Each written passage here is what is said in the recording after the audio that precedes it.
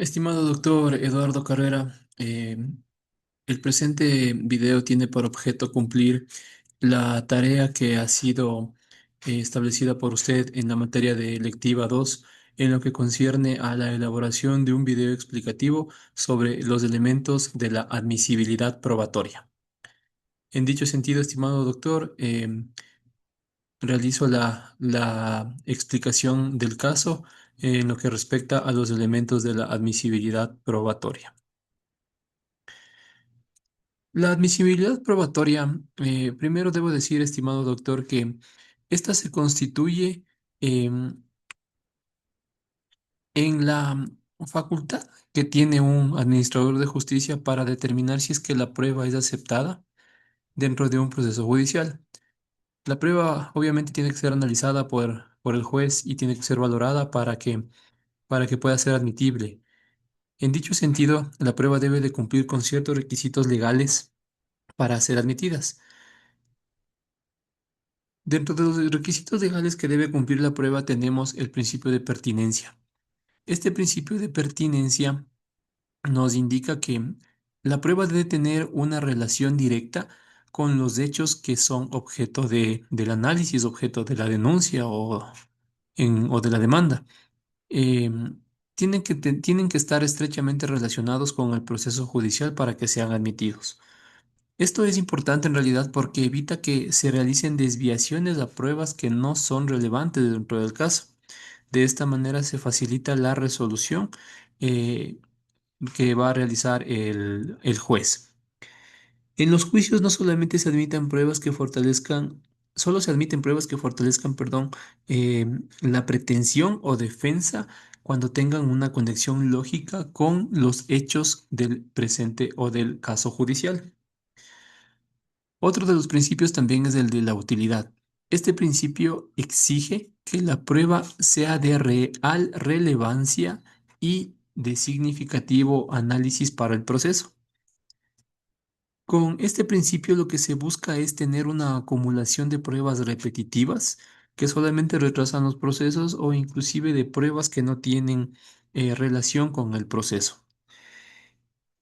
La prueba debe tener un valor demostrativo, es decir, debe ser clara, debe tener un,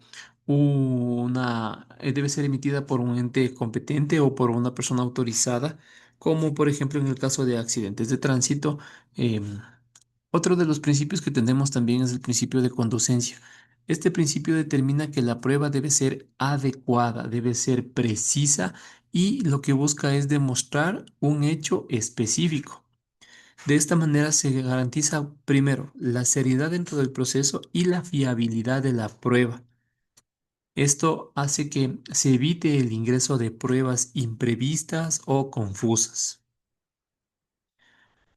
En lo que respecta al principio de legalidad, este principio manda que toda prueba debe ser obtenida y presentada conforme la ley y la Constitución. De esta manera se va a considerar como prueba válida. Este principio protege los derechos fundamentales como la intimidad, la privacidad y el debido proceso. Las partes, siempre que presenten una prueba, deben de respetar la normativa con la que se obtuvo la prueba. De esta manera se evita que las pruebas obtenidas de manera ilegal sean invalidadas. El principio de oportunidad nos dice que las pruebas deben presentarse exactamente en el tiempo y etapa procesal.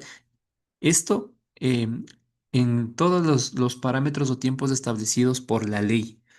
De esta manera se asegura el orden dentro del proceso judicial y una igualdad entre las partes para que se eviten sorpresas, para que todas las personas tengan el